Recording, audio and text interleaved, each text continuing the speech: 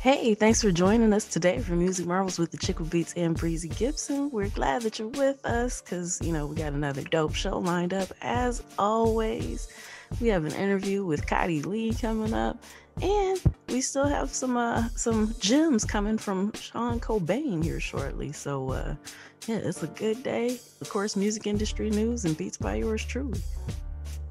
Yeah, man, that music industry news, hey, that's popping right now these days. So, it's another good day. Happy about it. And hey, let's make it happen. All right, let's go.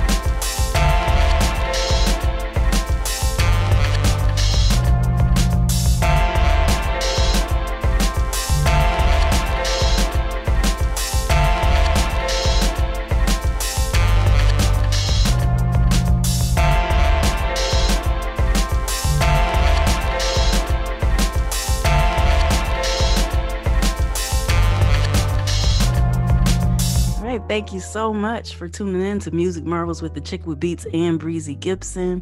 We're thrilled and delighted and just excited to announce that today we have with us Khadi Lee in the virtual building with us. How you feeling? I'm doing great. I really appreciate you guys for having me on the air today. And yeah, I can't wait to jump into this thing. Awesome. So if you could, just give everybody a little bit of background, who is Khadi Lee? Tell us about kind of what makes you tick and how you got your start in the music and basically what drives you. So my name is Khadi Lee. I originate from Cleveland, Ohio. I am an R&B and pop singer, songwriter. I thrive in, creative spaces and melodic sounds and just really just trying different things and growing sounds and things of that sort. I'm just really a geek for that type of stuff. As far as music goes, I've actually been working in this business for a while. I come from like a very musical family. My granddad originated in a jazz band between, the Ohio, Chicago area. And then my dad has done a lot of things in theater and play, and he's also songwritten and things of that sort. So I have a little bit of experience there. I started taking things a little more serious around like 2016. I released like my first major single that was available for purchase on all streaming platforms. And since then, it's just been about the grind and the hustle and, just developing the artist I am today. Awesome. Wow. That's an incredible background, especially to know like what your dad was doing and how you've been able to dabble in that as well. Yeah. So if it's kind of already, always been a part of you, are there any major influences that, any listeners might recognize that might have kind of helped cultivate what was already inbred in you, if you will? Yeah, so the cool thing about music is I feel like the music you listen to opens you up to a world and it allows you to become curious to explore different sounds and avenues. I was raised in a household that played, very ethnic music. So a lot of James Brown, a lot of Donny Hathaway, a lot of Luther Vandross and things of that sort. But I would say for me at a young age, I knew that I wanted to be a performer, artist, singer, songwriter when I saw Usher performing My Way for the first time.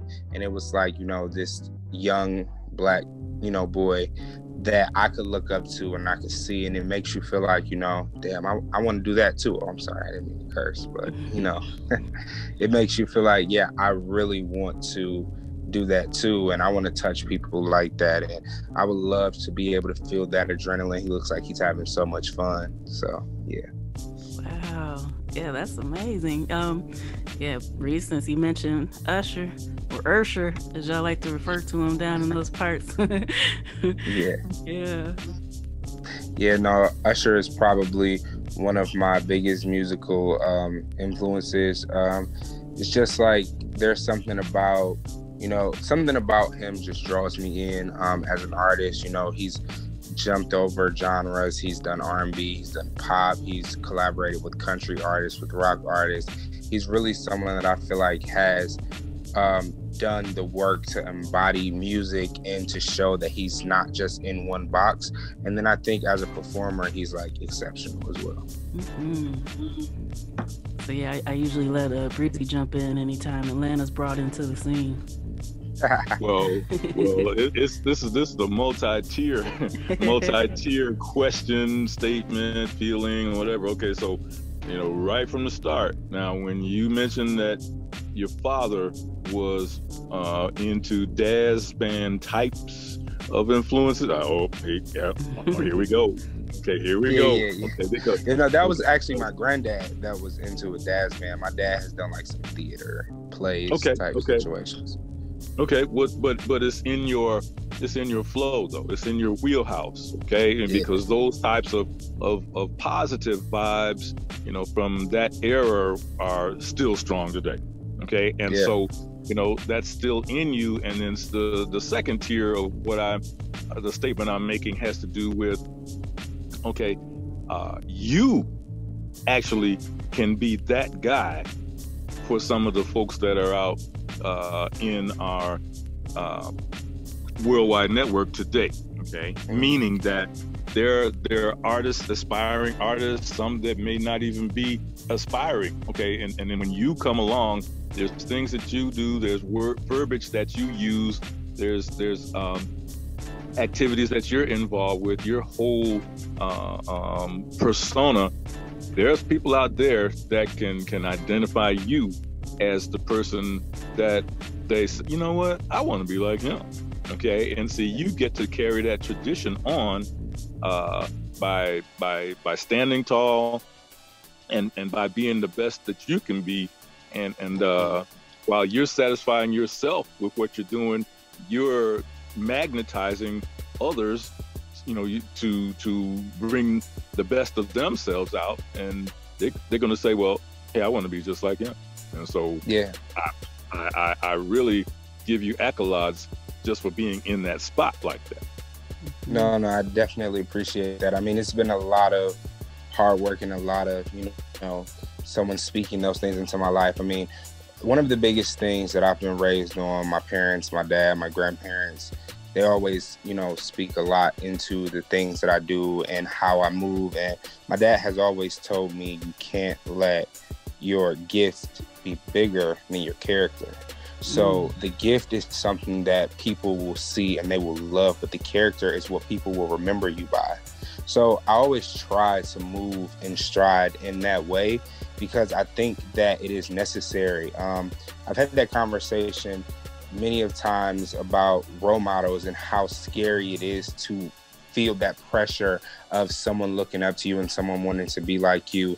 And, you know, it wasn't until recently that I've come to a place where I see it as more a beautiful thing. And it's an amazing feeling. And it's definitely something that, you know, it's hard to explain. However, it's a great thing to be able to do things and people aspire to touch in those same ways. It's just, I think that we have to get to a place where we don't necessarily classify our the people that we look at like our idols or the people that we look up to. We still have to be able to hold them to a human standard. I think sometimes we think that role model means perfect, and these people are still human. And role model just means that they're gonna be the best of them. And so I just want anybody who does listen to me or who is following me to know that I am only trying to be the best of me. Like, it's not perfect, it's not easy, it is hard, and you know, I'm gonna make mistakes, and those are some of the things that make me who I am. Yes, but the good parts that you're speaking of, now those are outstanding. Okay, so feel proud. Okay, that you know those forefathers and foremothers, they set the bar high, they carried the bar high, but now guess what? Things have transpired and you're in that seat and you're setting the bar, you're carrying the bar high, you see, and it's a positive thing. So just keep doing what you're doing, man. No, I appreciate that, man. I really do. Those words mean a lot. Yeah, that's really, really awesome. Yeah. So could you tell us a little bit about, you know, what your creative process looks like and, you know, how you get into the zone? So creatively, sometimes it's a bit weird. For me, creating music is because it's like who I am. So for me, sometimes I could be in the grocery store walking down the aisle and I could hear something or a sound that sparks me to be like, oh, that would be like a good melody. And I have to pull out my phone and make a voice note of this melody for me to use later. And then sometimes, you know, it could be I can't sleep and something's on my mind, so I need to write out my thoughts, and it actually turns into a song. And it's without music, and so we'll build the music out, you know, build the music around what I've already written. And then sometimes, which this is some of my favorite creative juices or creative flow, I would say, when I get to be in a room with other creatives and things just start to flow and you get to feel the energies and you get to see like all these different things ignite, and then you are at the end of it, it's just so relieving. You just walk away feeling like, wow, we just did this. So I think it's a process that is different depending on, you know, what I'm doing or where I'm at. However, the creative process for me is just to allow myself to be free. Mm, man, that's an excellent soundbite right there. I love it. So, you've mentioned that Usher was a huge influence. If there was any artist, from any era throughout time that you could collaborate with aside from Usher, who would it be? Oh man. Wow, that's a okay. So just one or a couple? Oh, you can a couple. I won't limit. I won't do that to you. That's cruel and unusual. So yeah, you can name more than one. I think like it would be an ultimate pleasure for me to have been able to collaborate with the great Luther Vandross. I mean, I think he had an outstanding storyteller voice, and I just think he had the sentiment perfect to a song, and he really rode that song like a jacket, like he put it on and he took it off, and it just was amazing. So that's an artist I would have loved to been able to share the stage with. Also artists like Prince that are unapologetically who they are. Like he signified artistry and letting it be known that this might not be what you see every day, but this is who I am, and that's okay. And that's something that no matter if you like it, you got to respect it. And I will always, see it in that way. And like, if I had to pick an artist from like now that I think really brings a lot to the table outside of Usher, of course, I really think that artists like, Bruno Mars, they are very specific on, the work that they put out and how they want their music to be perceived. And I think that's very skillful and tasteful. And I would like to work with Bruno Mars as well. So, yeah. Man, you've got some great picks there. Wouldn't you say so, Breezy? Yes. And in addition, I'd like to say that you're in rare air.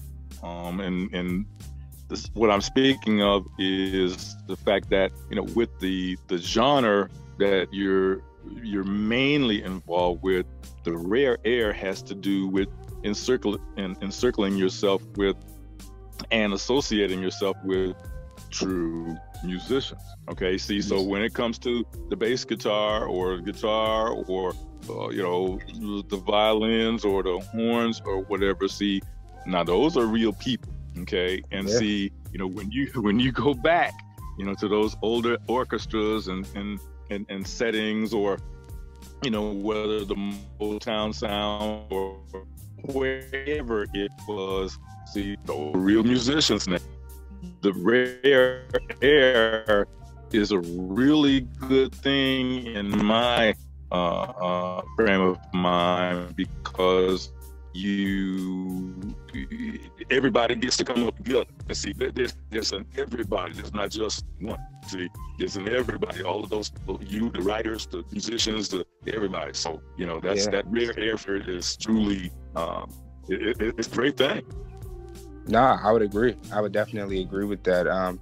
I actually, like, a goal of mine is to actually be able to bring together people with different instrumentation and, create some live music and things of that sort. So now I would 100% agree with that.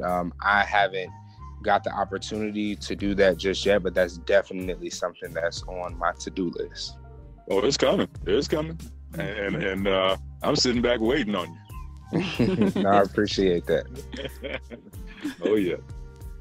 Yeah. So, you've mentioned that you've been doing this for a while now, and there's a lot of different experiences that people pick up along the way throughout their music careers. And so, what's one of the most valuable things that you've learned that you might be able to pass on to somebody else listening right now? If I could pass any advice from just things that I've gone through while on this journey of music and being in the entertainment field, I would say take your no's like you take yeses. And I say that because it takes for you to allow yourself to be humbly broken, to really trust and find the beauty that's within inside you for your craft. Because a lot of times with nature, we just compare. We compare ourselves to other artists. We compare our voices. We compare the way we look. We compare all of these things to try to fit that mold. And when you really become one with yourself, and like you really have that understanding of, I am me and nobody can do what I can do. I might not be able to do what he does, but he can't do what I do either. And I have to be the best, and I have to beat me from yesterday. And that's the only person I'm in competition with, being better than I was the day before. And those no's will teach you how to work hard and how to push through, so that when you get those yeses, they feel the same as those no's, and you never become so amped up or so prideful that you don't remember what it feels like to have to work hard. Speak, talk that right? Talk now. Talk that talk Finger now. snaps and everything. Yeah. That's right. Man. No, I appreciate that. Yeah, just came through blazing the trail, dropping knowledge and stuff everywhere. You know, we really appreciate that. And, Thank you. yeah. So, you know, it's getting close to time to wind it down. But yeah, before we dip into the next thing, I definitely just want to say we'd love to have you back again sometime soon. So definitely.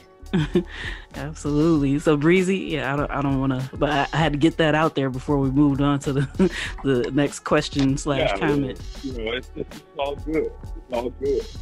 Yeah, it's all good. All good. Hey, we want you back. I mean, that's a foregone conclusion. So you have stepped in and shown out, and you know, gave of yourself to the listeners. You know, the listeners who everything circulates around. So you did a great job. You continue to do your great jobs, and we're just gonna, like I said a while ago, we're gonna sit back and look at some of these great things that are happening with you now, and that are, you know, not that far down the road from happening as well. So keep it up.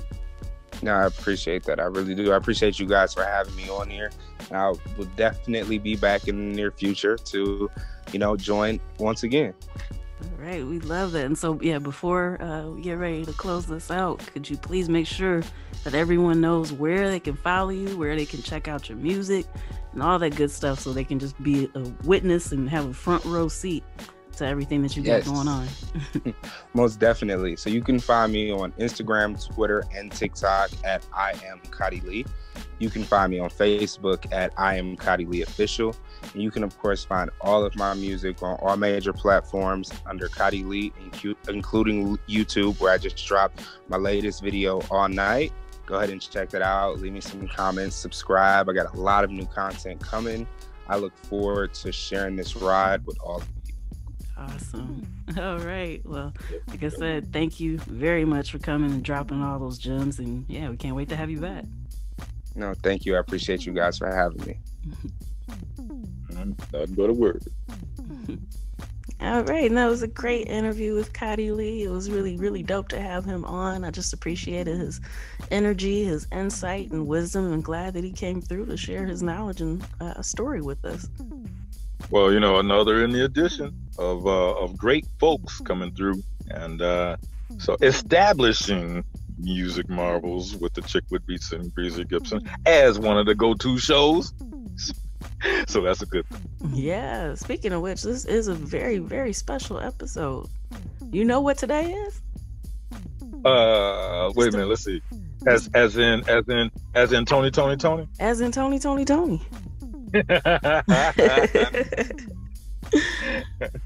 Yes.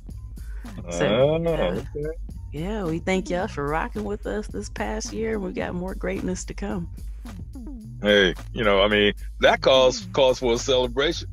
Most definitely. Yeah. That's right. All right, now we got a segment coming up with Sean Cobain. Let's do it. What up, though?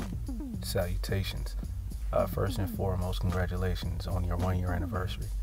It's a pleasure and an honor to be a part of this platform, and I thank the both of you for giving me that chance. It's something I definitely look forward to, and it's one of those things I didn't necessarily expect to do at this point in my entertainment career, but I'm here for it. I appreciate it. I embrace it. And you all are doing something great for the community, and that's to be applauded. So I'll hop right into the segment. Being a better customer. One of the things that I've had a problem with, or many people have experienced, is expectations or lack thereof for customers in entertainment. You have to know what you're asking for and what that entails. So when you go to producers, you have to understand sometimes why some of them are reluctant to sell exclusives. And it's how producers look at their instrumentals and, you know, their packages the same way that artists do. So when they've put this time and an effort into creating, for someone to, you know, put it on the shelf or not really do anything with it, drop it on a non-monetized platform. Doesn't matter if you bought the rights for it if you can't make money off of it, right? That's the name of the game. So you want to be able to understand what the person or entity, what goes through in that process. You don't have to know everything, but you want to have a general idea.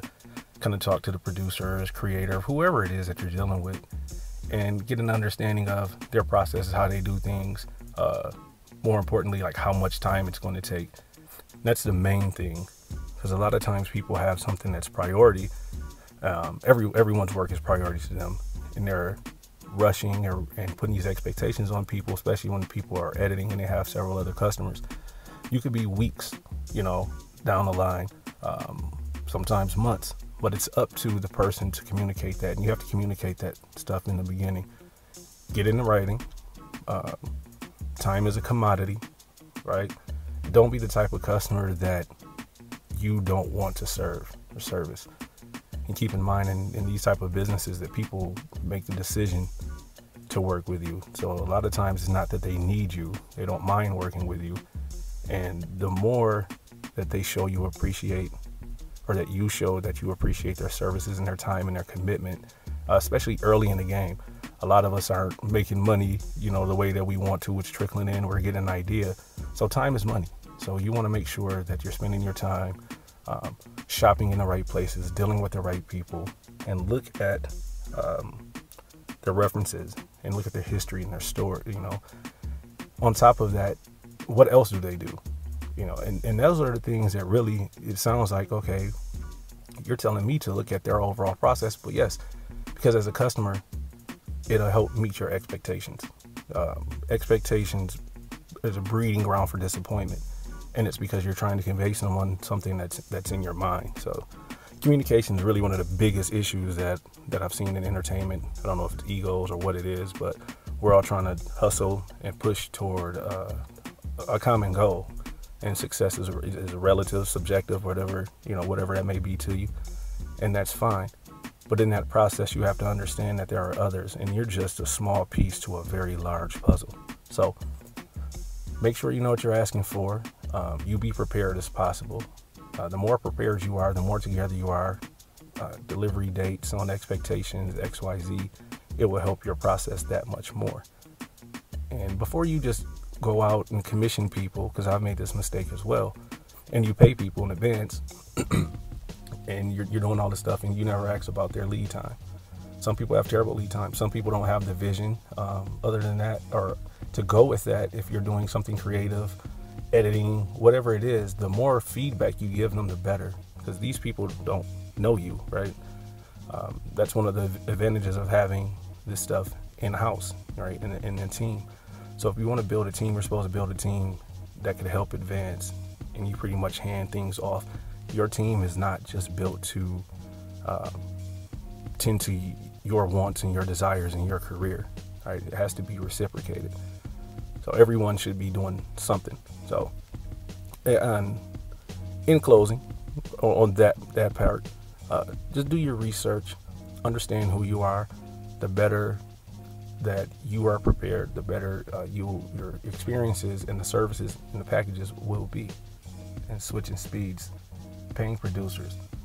So you're at a point right now where, you know, most fees are anywhere from $50 to $500, and it's really not that bad. And you're looking at just the finances for you, but when you hit that next level, all of these things get that much more expensive. Pay these people, man. Work out a payment plan. Do something. They own half the song regardless. So a lot of people don't want to register songs and do XYZ. You're in for a rude awakening because the statutory laws of the industry are there to protect people from instances like that. So the other part to that is, once you start getting into that, where you start stealing people's intellectual property, copywritten XYZ, you stand to lose a lot more money, right? And we're talking about a statutory rate in the entertainment industry, not what your cousin said it was, XYZ. And these are the things that we have to understand. You have to understand the absolutes of any business. If you respect the absolutes of any business, you can kind of carve your niche and do things your way. But you always want to respect the business, right? Start off early. There's nothing wrong with signing paperwork, right? If the paperwork isn't signed, it's not a deal, right? It's just two people coming together, XYZ. Don't be afraid to sign paperwork. So many people avoid that, and then when the majors get in front of you, they're all in, and they just want to sign because, oh, well, they're going to do all these great things for me, and then they're in trouble. You start off early, split sheets, production deals, marketing, promotional contracts, all that stuff. If you get used to that, you won't be in shock and awe and intimidated when that time comes. So protect your investment. Really be a student of the game, respect the game, do more research. Everything doesn't have to be hard. Believe it or not, you have to pay for promotions, right? All those Super Bowl ads and whatnot. That stuff, there's a budget for that. And I'll give you a cheat. All of that is a write-off. So I wish you well on your career and hope we brush shoulders later on in the journey. Sean Cobain of Lyrical Ambush Entertainment. I am out. All right, and another wonderful gem dropping session with Sean Cobain. It's always great to have him come through and drop that knowledge. That C word, the collaboration word. I mean, there's a lot going on with that and other places, and it is right here with us. So glad to have him in the spot. And he passed some education. In the old days, they say edumacation. So he passed on some edumacation to the listeners and us too. Yes, absolutely. All right, we're going to get back to some more beats by yours truly, and then we'll be right back with music industry news. Yep.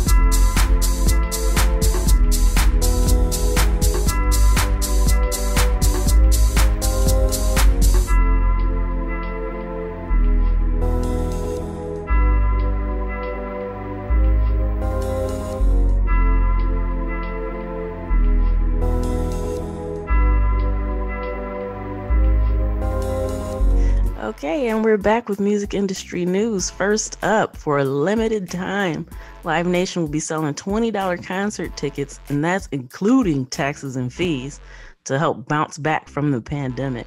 So the $20 tickets are going to be available for almost 1,000 shows under the Return to Live banner. So it'll be across more than 40 Live Nation amphitheaters in the United States. And participating artists include Lil Baby, Trippie Redd, Maroon 5, Alanis Morissette, Kiss, and Korn. And I mean, the list goes on, but it's really, really awesome. You know, they need the help, and, you know, the fees and those are just ridiculous for tickets anyway these days. So the fact that it's they're calling it like $20 all in, it's an awesome thing. And hopefully that will kind of help some stuff return a little bit back to normal. Mm-hmm. I mean, shout to the people. So yeah, good deal. Yep. All right. And recent studies have shown that TikTok has music clout. You know, we've been saying this for a while, but 67% of users go to streaming services to play songs that they found on the service.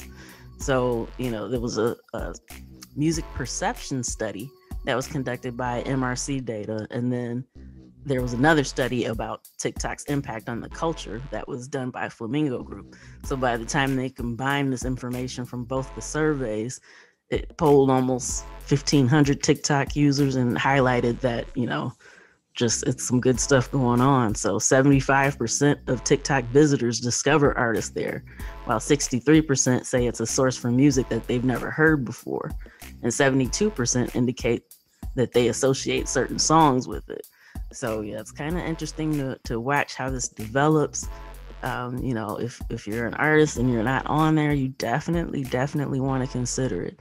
So as we've mentioned before, you know, a lot of people keep referring to TikTok as like, oh, I'm not on there because I don't be doing the dances and yada yada yada. It's a lot more to it than that. There's several different avenues and stuff to check out. So try it for yourself. Don't give into groupthink. Just give it a shot.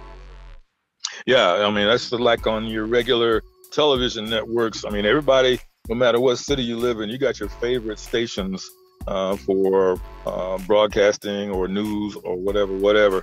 Okay, and so what I'm saying is there's so many stations that people like, different stations. So TikTok is one of them. And I mean, I got a couple of contacts who are older folks, and just single-handedly, they've catapulted themselves and their business into 1 million followers. And once that happened, here comes businesses and corporations wanting to pay for advertising, and boom. So they started out as something small, and now it's a real money maker. And so if you're into entertainment, if you're an aspiring artist or even a developed artist, don't overlook TikTok. Absolutely. Okay, so Nas has joined a $4.2 million funding round for this social music marketing startup called Breaker. And here's the deal with this. So just like you said, don't ignore TikTok. You might want to pay attention to this too. So artists can have their music promoted by influencers who are paid once the transactions between the artists and influencers are verified by the platform.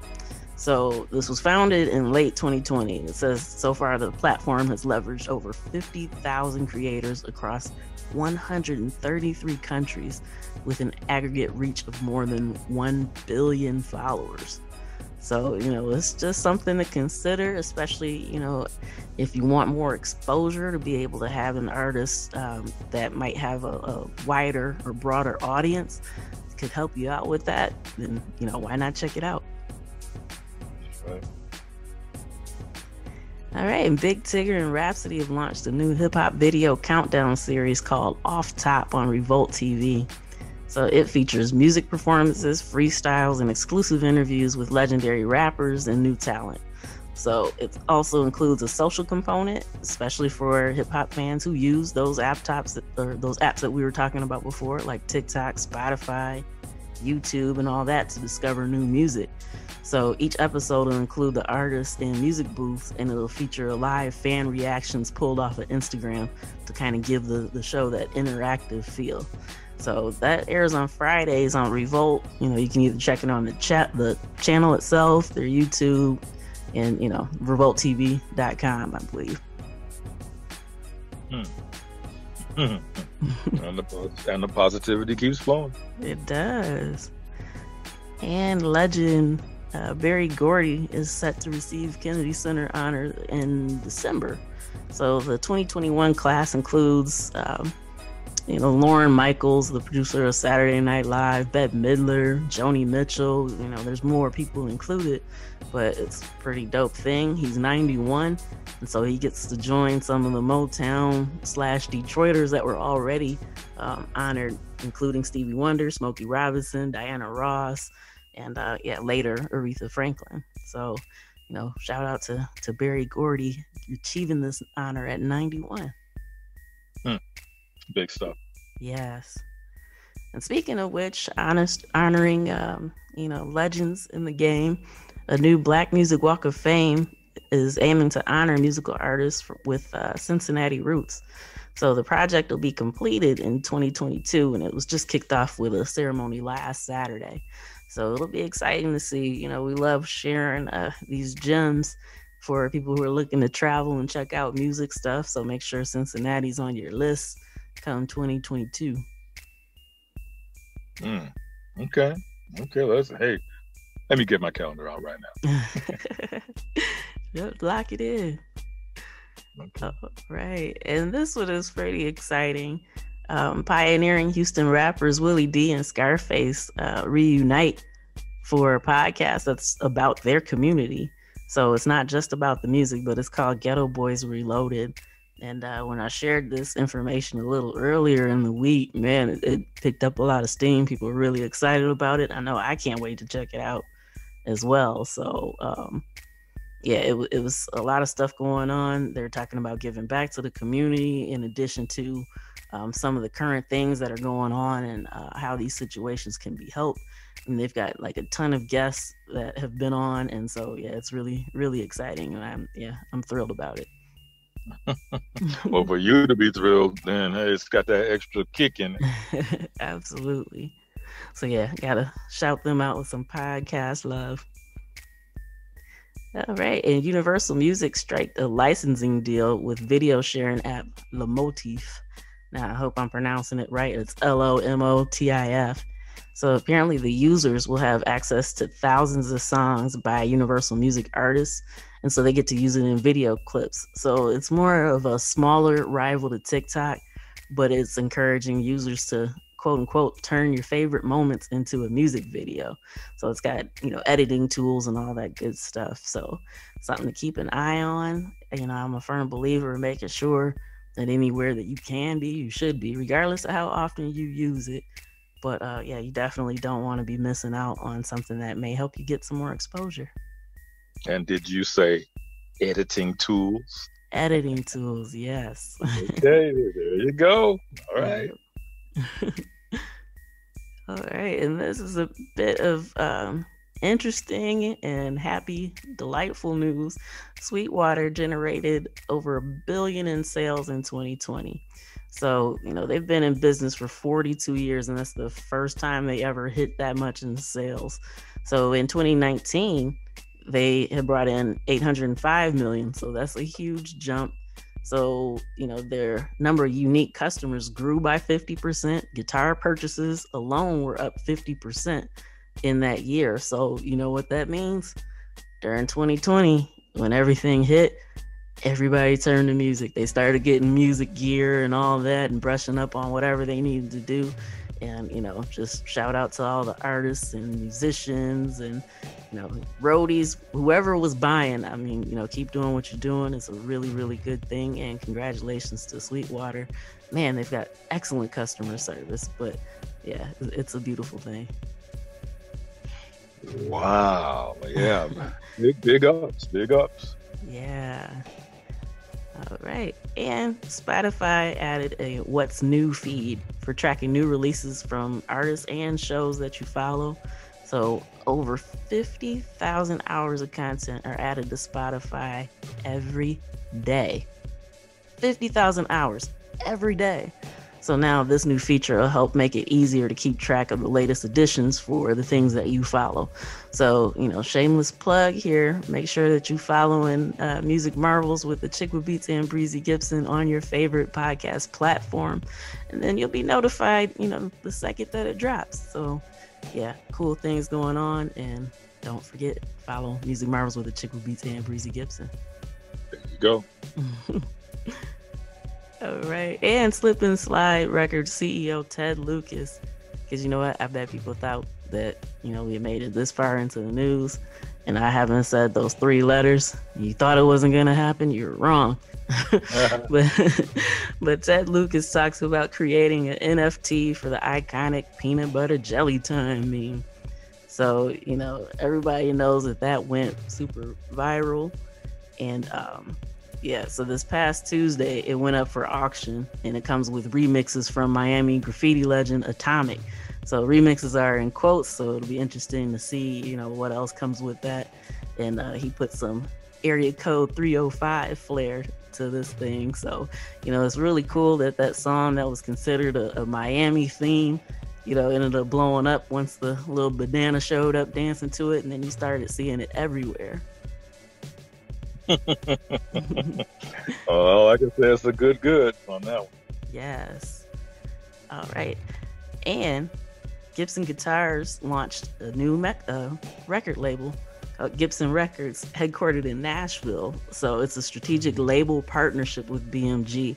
They haven't released any details on what that means, but their focus is spreading guitar-centric music across all music genres. So it'll be kind of interesting to see, what goes down there, and we'll make sure that we keep you informed as we get it. Well, I'm all for the positivity and everything, but then, you have to sit back and say, okay, that's something that they should have thought about 40 years ago. Mm-hmm. I'm not being detrimental. I'm just saying they have a built-in advantage just by the name. Right. Okay, so, if they had started that 30, 40 years ago, just think how far along they would have been with that venture. So, but still, you're just starting out, so congratulations. Absolutely. But absolutely, I 100% agree with you. And so, speaking of which, it's kind of some stuff where you wish that the hindsight might have kicked in a little bit sooner. But Pandora was acquired for $3.5 billion 2 years ago. And ever since then, it's lost over 10 million users. But the interesting thing about this story is, despite the ongoing shrinkage in users, their total advertising revenues have went up 82% year over year. So, yeah, with 383 million generated in the quarter. So even though they're basically, just consistently losing users, the advertising dollars haven't stopped. So that's a very interesting anomaly, and apparently, Sirius isn't really hurting that much anyway. They've got a really, really broad range. But so Pandora was a little late to the on-demand game. So I think that's where Spotify kind of snuck in and snatched most of their listeners. And, one of those things, it's like, man, when you saw that happening, it would have been great if you could have had that offering available in addition to, the regular streaming. But that on-demand, it definitely hurt them being kind of late to the game with that. But yeah, it's interesting that the advertisers don't really care. They're still just throwing their money at it. Better late than never. Mm-hmm. All right, and that does it for this week's edition of Music Industry News. We're going to take a quick music break, and then we'll be right back to close out the night with you. Hey, sounds good.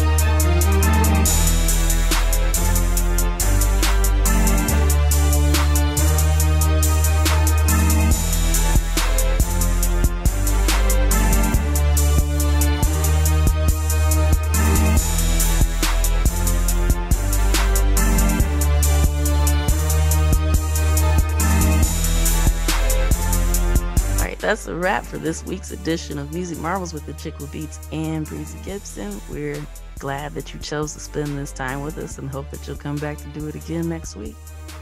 Well, I mean, we're starting a new go-round now. We just announced this anniversary, so hey, we're getting to the 2.0 now.